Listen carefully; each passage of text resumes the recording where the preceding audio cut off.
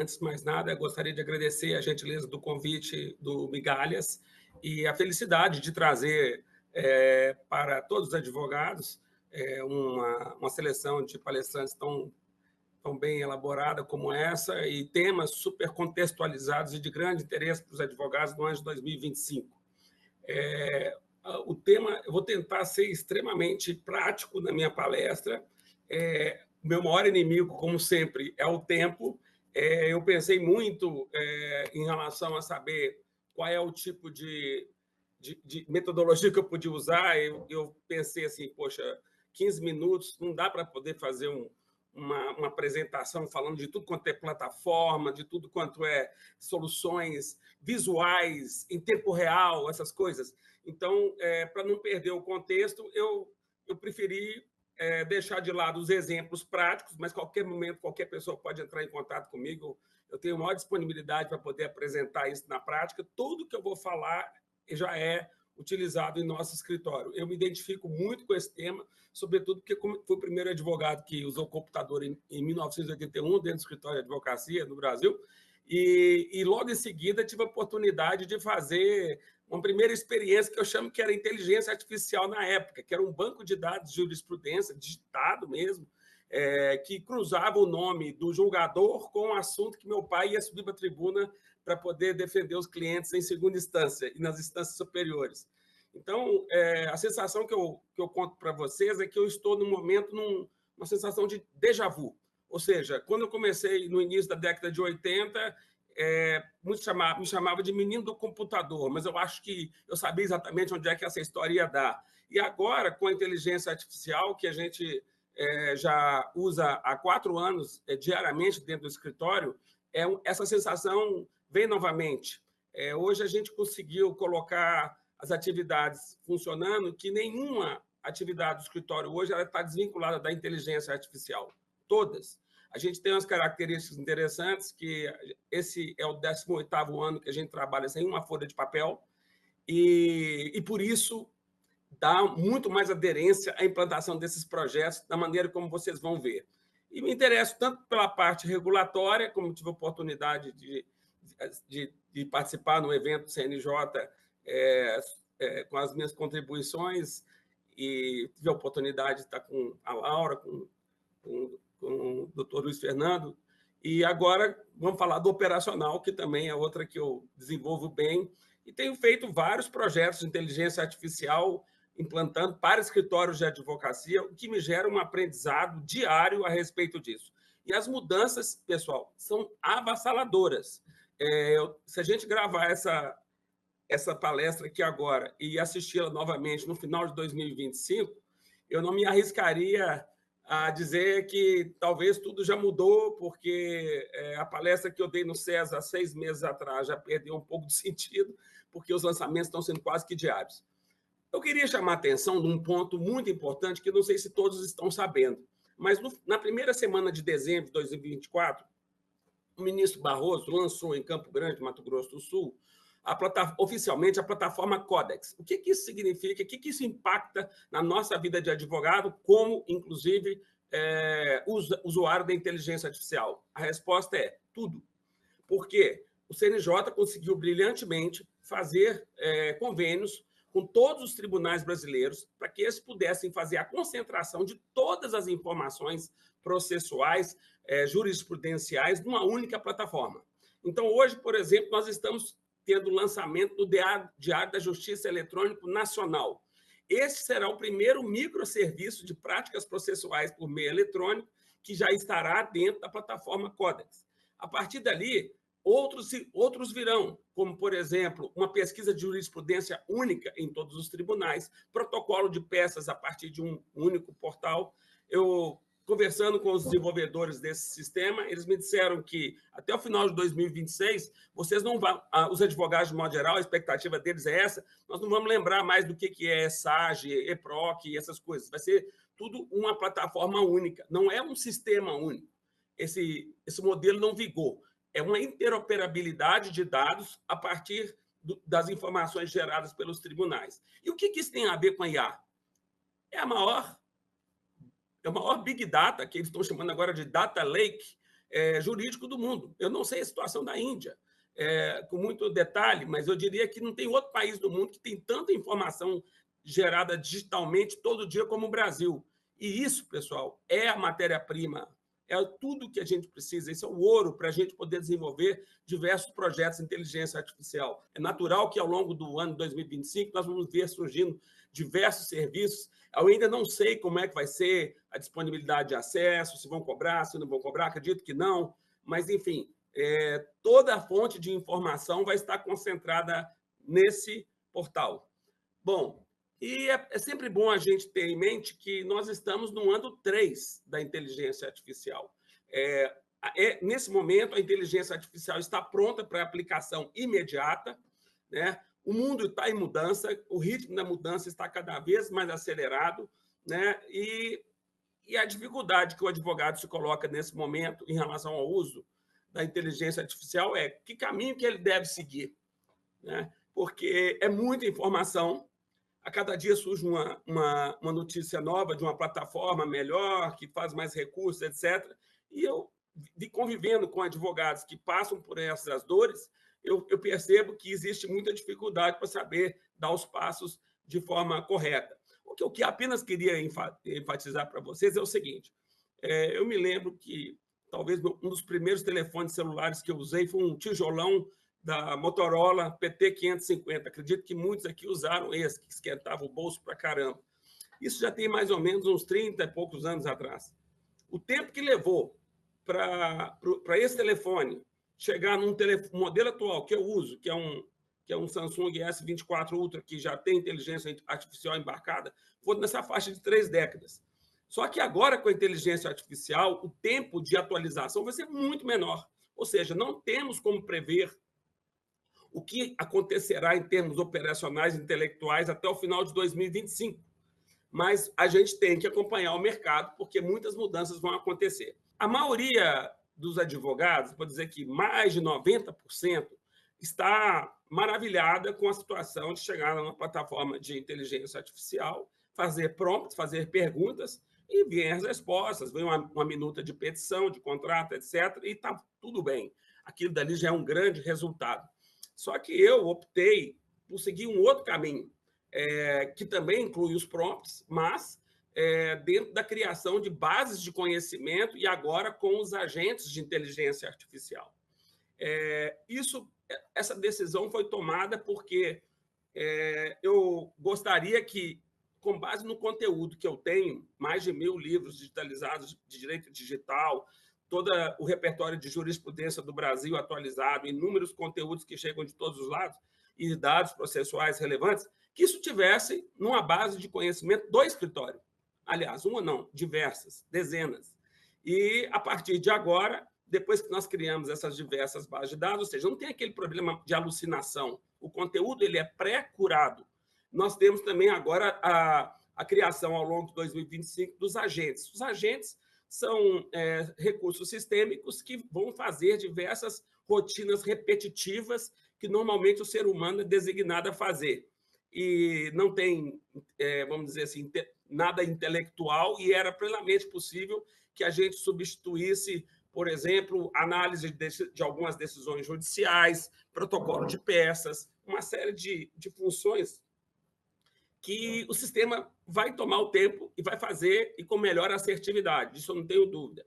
Não quero dizer com isso que eu não sou defensor que o ser humano sempre tem que fazer a revisão em cima dos conteúdos. Claro que sim. Eu costumo dizer de uma maneira bastante ilustrativa que a inteligência artificial, em termos de elaboração de um conteúdo, ela tira o advogado de 0 a 70% em pouquíssimo tempo. Agora, os 30% finais são imprescindíveis que haja revisão humana, porque nós temos valores que os próprios sistemas não têm, mas eles, por outro lado, eles têm muito mais performance do que o ser humano em relação a processamento de conteúdos em grandes volumes. Eu gostaria de chamar muita atenção de vocês para esse gráfico, porque ele ilustra bem em que momento que nós estamos nessa escada do sucesso para a inteligência artificial. O primeiro estágio é o ilusionista, né? E depois passa para o teorista, depois tem a etapa do showman, que muitas empresas terminam nessa terceira etapa, e achando que já estão celebrando o sucesso com o uso da inteligência artificial muito rapidamente, mas o sucesso, de fato, vem na última etapa, que é o money maker.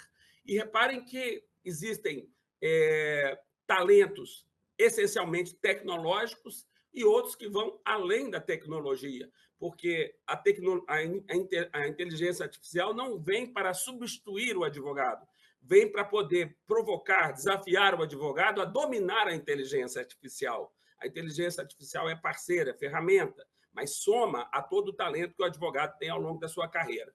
Então, explicando isso de uma forma melhor, a etapa inicial do ilusionista, as pessoas estão mais interessadas em compreender fundamentos da inteligência artificial generativa, mapear que área de jurídica que pode ser aplicada com inteligência artificial, define alguns objetivos estratégicos, aí depois passa para a fase do teórico, que é começar a selecionar quais são as melhores ferramentas de IA no mercado. E aí começa a entender que tem que fazer processo. Processo não é processo judicial. O escritório, o advogado que for mais aderente à inteligência artificial vai logo perceber que, sem mapear processos operacionais ou mesmo intelectuais para executar diversas ordens, diversas orientações, diversos padrões do escritório, não tem plano de inteligência artificial usando base de conhecimentos que vai para frente. E, obviamente, isso depende muito do capital humano, que é necessário sempre fazer treinamento e mentoria da equipe, coisa que eu faço com muito prazer todo dia. Depois daí, passamos para uma fase 3, que é a fase do showman.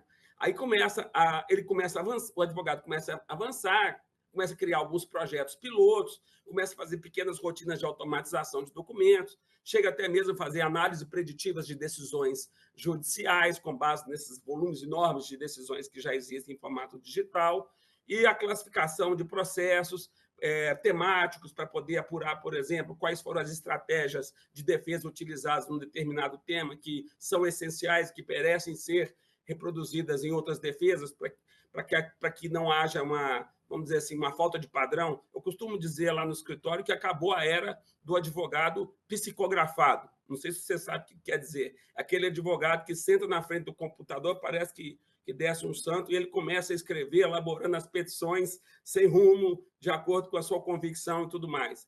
Hoje, nenhuma peça começa pelo editor de texto mais. Todas as peças começam pela inteligência artificial. Por quê? Porque pela inteligência artificial, com base nas bases de conhecimento, com a fonte de informação das bases de conhecimento, o sistema já vai perguntando informações sobre os fatos. Não se esqueça de checar esses argumentos de defesa, de preliminares, de mérito, etc. Tudo isso direcionado. Mas a finalização é que é feita no editor de texto, no processador de texto, muitas vezes para entrar com recursos por exemplo, de visual law, né? Agora, eu me considero hoje entre a fase 3 e a fase 4. A fase 4 é o money maker, é o estágio que todo mundo pensa em chegar algum dia, que é a integração completa de todos os processos operacionais dentro do escritório de advocacia, com maior otimização de tempo em atividade estratégica, isso muitas vezes proporcionado pelos agentes, e consegue medir ganhos mensuráveis de eficiência e ter um retorno de todo investimento positivo. O que significa dizer? Eu cronometro todas as atividades que passamos no escritório. Não significa dizer que eu estou faturando por hora, não é isso. Mas eu sei o que a inteligência artificial diminuiu de tempo e, sobretudo, melhorou muito a qualidade dos conteúdos que a gente faz. E eu vou dizer para vocês, sem medo de errar, que é na faixa de 35% a 40% a menos de tempo. Então, vou jogar só uma frase para reflexão dos advogados. Aqueles advogados que vivem faturando honorários à base de hora vão ter que repensar esse critério no futuro, vão ter que ter cabeça aberta, porque certamente o que vai ser o critério que vai predominar é uma commodity, é um produto, e não necessariamente vínculo à hora, porque a inteligência artificial vai chegar refazendo todos esses conceitos, não tem a menor dúvida quanto a isso. Os fatores críticos que um advogado precisa ter para poder se dar bem com a inteligência artificial é focar sempre em escala, né? A gente prototipa processos em pequena escala para depois, então, ganhar em volume. né? Por exemplo, pesquisar conteúdos de tendência, acerta um prompt em relação a determinado assunto e depois vai produzindo escala para fazer esse tipo de pesquisa em todos os tribunais brasileiros. Ter uma gestão de mudança, ter redesenho dos processos internos do escritório, estar totalmente conectada com essa atualização tecnológica contínua. Eu quero frisar para todos aqueles que estão aqui nos assistindo que o uso da inteligência artificial está longe de ser apenas aprender um novo software. O impacto é muito além disso. É uma transformação cultural, operacional e intelectual de grande impacto no modelo de negócio. O modelo de negócio do escritório de advocacia já mudou muito por causa da inteligência artificial. Por quê? Porque o processo de cognição é diferente, o processo de elaboração é diferente, o processo de faturamento começa a ser diferente. Enfim, as pessoas têm que estar com cabeça aberta para isso. E muitas vezes o advogado não está. Ele acha que começou a advogar, se deu bem na vida com determinados padrões e que vai seguir assim para o resto da vida. Mas a inteligência artificial vem para poder fazer com que ele repense em relação a isso. As vantagens, né? Então, eu costumo dizer, nós pensamos muito na questão da jornada de atendimento ao cliente. Desde o primeiro momento em que o cliente levanta a mão para falar com a gente, até o dia que ele encerra suas atividades, tudo é via inteligência artificial. Até mesmo antes, na parte de estratégia de marketing digital, também há campanhas feitas com o uso da inteligência artificial. Então, as consultas, o resultado das consultas, os relatórios, a elaboração das peças, os relatórios de acompanhamento de processo, de discutir mudança de estratégia processual. Para cada um desses tem um prompt, para cada um desses, no momento certo, existe um processo que a gente define quais são essas estratégias que a IA vai nos conduzindo. Redução de custos, né? Aumento de produtividade, no mínimo 30%. Existe, inegavelmente, eu não estou aqui, eu estou aqui para poder falar para vocês a verdade do que eu estou vendo de perto do mercado. Haverá, sim, troca de vários contratados por agentes.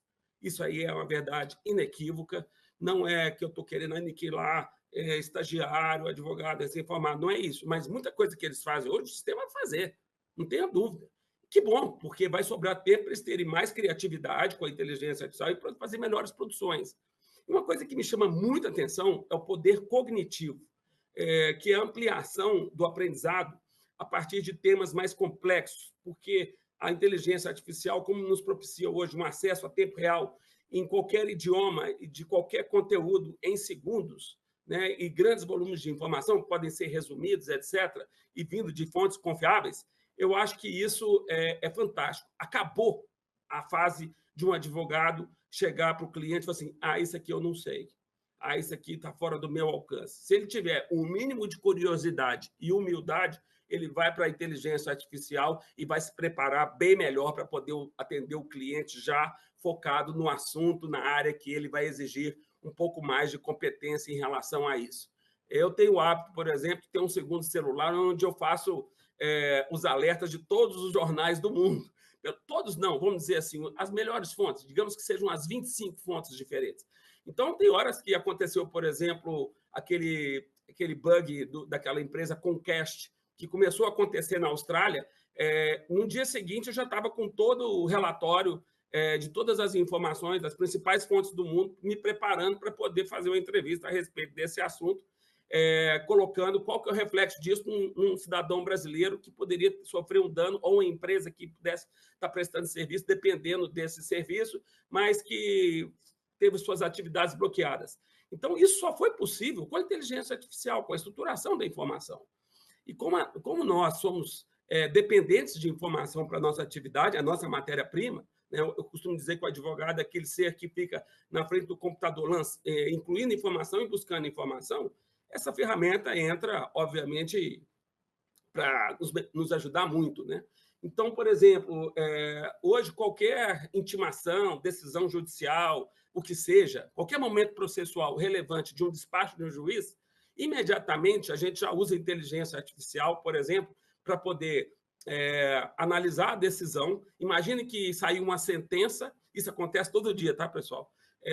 E aí você vai analisar a sentença, pedido de julgado procedente ou improcedente, mas na hora de analisar aquilo que foi pedido na inicial, você fala, opa, peraí, está acontecendo uma coisa errada. Eu coloquei ali 10 itens do meu pedido, mas na hora que a sentença decidiu, ele falou só de 3. E aí? Quer dizer, uma coisa é certa, o assessor do juiz não usou inteligência artificial para poder cruzar o pedido da sua inicial, o pedido da inicial do réu, com o tema da sentença para poder rebater cada um deles. Então, qual foi a metodologia que eles utilizaram? Vamos pegar aquela sentença chapada ali e vamos colocar para decidir sobre tal assunto, que está tudo resolvido. Já sei como é que eu aplico. Então, eu costumo dizer o seguinte, se hoje qualquer assessor de qualquer magistrado tivesse a iniciativa de fazer um prompt para poder fazer o seguinte, me pega todas as informações, todos os itens do pedido, me pega todos os pontos controversos, faz uma comparação disso e me traz isso como subsídio, porque agora eu vou elaborar a sentença. Não haveria mais embargos declaratórios, entendeu? Ou pelo menos seria reduzido bastante. Então, existem muitas falhas a partir das intimações, que em questões de minutos, logo após sair, a gente consegue fazer uma análise muito pormenorizada do que ganhamos, do que deixamos de ganhar, e repassamos isso para o cliente, que muitas vezes isso redefine uma estratégia de condução da causa dele. Né? Questão de recuperação de crédito também é fantástico, você tem vários recursos que você usa inteligência artificial para poder buscar dentro dos processos créditos que estão esquecidos ou formas de cobrança em relação a isso, análise financeira do processo para poder ver se tem alguma coisa que não foi tratada, automação de peças cada vez mais avançada. Agora você já tem os modelos de inteligência artificial com recursos como o ChatGPT, por exemplo, que é o Canva, que você pode não só ter a resposta, mas você pode editar aquela resposta naquele determinado parágrafo que você achou que não ficou legal. Quer dizer, reparem, hoje o Office 365 já tem o Copilot embutido, o Google Docs já tem o Gemini embutido. Então, inegavelmente, vai ter uma fusão entre as ferramentas de inteligência artificial disponíveis no mercado e os editores de texto. Outro ponto importantíssimo de uso prático Doutor da... Alexandre, Acabou? me perdoa a interrupção, mais 3 minutinhos para finalizar. Tá bom, então vou acelerar aqui que eu estou com mais 4 slides. Marketing, por exemplo, pode-se fazer um cruzamento de referência entre os serviços do escritório e os problemas que mais demandam oportunidades, que mais incomodam os clientes numa área de determinada atuação econômica. Agora, um ponto que a gente está falando só de operacional, agora vou falar de intelectual, né, que é o nosso perfil. Né? Eu tenho hoje muito mais aprimoramento analítica e criatividade, melhoria na tomada de decisões estratégicas, análise preditiva. Hoje eu cruzo o nome de um magistrado com o tema que ele vai julgar, eu consigo simular uma sessão de julgamento no tribunal, porque eu consigo entender que determinados componentes da turma já julgaram aquele assunto, então eu posso fazer uma simulação de se eu vou ganhar de 2-0, 3-0 ou 2-1, mas isso aqui eu tenho que fazer um disclaimer. Inúmeras vezes eu cheguei na tribuna e falei, porque Vossa Excelência jogou assim, assim, assado. Sai um resultado completamente diverso. Normalmente sai assim, pedido indeferido, sem nenhuma justificativa. Então, assim, direito não é cartesiano, não vai ser. Né? Criatividade jurídica, novas competências para tratar gestão de informações complexas e, sobretudo, fazer uma integração da inteligência gerada coletivamente para que todos os escritórios possam usufruir desses benefícios. Então, as oportunidades e melhorias para 2025, melhoria da qualidade da produção autoral, com recurso de gramática, semântica, estilo, resumos de qualquer tipo de conteúdo que circula para você, com vocês em papel. Pega o celular, digitaliza um pedaço de um artigo do livro, joga para a inteligência artificial, pede um resumo, destaca os principais pontos, você vai começar a gostar desse assunto. Transcrição com IA. Qualquer informação áudio, ela é convertida em texto e com a IA ela já cria lista de tarefas pós-reunião, né, outras atividades operacionais, definir escopo de serviço que foi tratado na reunião, fácil. Hoje, por exemplo, qualquer reunião, qualquer consulta, a gente já sabendo um pouquinho a respeito do tema, a gente já faz um questionário cirúrgico para poder perguntar aquilo que é relevante em relação ao atendimento do cliente e pós a consulta a gente já tem todos os prompts prontinhos para poder fazer, para gerar uma proposta, para poder orientar a equipe a respeito de como é que prepara as peças. Análise preditiva, eu já falei, criação de agentes, que também está sendo avançado durante esse ano para diversas coisas. Agora, quando eu estou falando em base de conhecimento, pessoal, isso aqui é o ouro da inteligência artificial, ao meu ponto de vista. Vocês têm hoje várias ferramentas, você tem o Google, tem o ChatGPT, você tem o Claude, você tem o Google NLM. Eu não queria falar muito de plataforma, eu queria falar de solução. Então, todos esses conteúdos que a gente tem, doutrina, jurisprudência, legislação de artigos, isso vira. Nós temos hoje mais de 100 bases temáticas, processo, consultoria estratégica, processo de 5.000 páginas, super técnico, etc. Todas as peças do processo estruturadas numa base de GPT própria ou do NLM, procedimentos internos. Muitas vezes a gente esquece como é que foi convencionado dentro do escritório os procedimentos operacionais, instrução de trabalho, tudo isso estruturado dentro de base de conhecimento. Podcasts, muitas vezes agora é mais fácil para determinados clientes a gente gerar podcast para explicar determinados assuntos, numa linguagem verbal e não em texto exclusivamente. Jornada de atendimento ao cliente, ou seja, tudo que você tem de conteúdo que gera no seu relacionamento com o cliente, hoje vai para a inteligência artificial para a gente fazer com que toda a equipe esteja na mesma página em relação a isso. Já terminando a minha apresentação, eu queria apenas destacar algumas coisas que eu acho muito interessante, como aquelas situações além da tecnologia, né? São os talentos humanos. Então, eu vejo muita gente chegar e vou te falar assim, inteligência artificial é interessante, mas está dando muito erro ainda, né? Não está dando erro. Vocês é que não estão sabendo usar a inteligência artificial, porque deveriam criar conteúdos próprios para poder jogar e ter resultados melhores. Então, vamos deixar de lado a resistência à inteligência artificial por priorizar a racionalidade, ou então focar em falhas da inteligência artificial sem explorar o potencial. O ser humano é assim, é muito mais fácil dizer não do que sim. Você deve dizer sim, vai ter que estudar um pouco mais. Mas o que eu falo para vocês se joguem na inteligência artificial. Testem, testem, testem, testem. Né? Seja curioso. Se eu sou hoje um cara avançado em inteligência artificial, porque eu sou muito curioso. Eu quero toda hora explorar os limites da IA. Outro ponto importantíssimo, eu lembro sempre do discurso do Steve Jobs para os alunos lá de Stanford, seja humilde, né? A IA aprimora a sua experiência. Então, aquele advogado fala, eu já sei tudo, eu já sou jurista de tal assunto, não sabe nada, porque cada dia que passa, com o volume de informações que a gente tem, a sede do saber, a fome do saber, com a inteligência artificial, vocês vão ter noção disso, ela vai cada vez mais aumentar, né? E outra, tenha empatia, entenda como é que a inteligência artificial processa as informações para buscar melhores soluções para o seu escritório. As suas preocupações finais em relação à inteligência artificial, a primeira é a seguinte, se você quer ignorar a inteligência artificial ou diz, tem muita dificuldade, isso não é para a minha geração, ou não nasci para isso, sou analógico mesmo, e daí, lembre-se que seu concorrente está dominando a inteligência artificial. Então, isso faz muita diferença.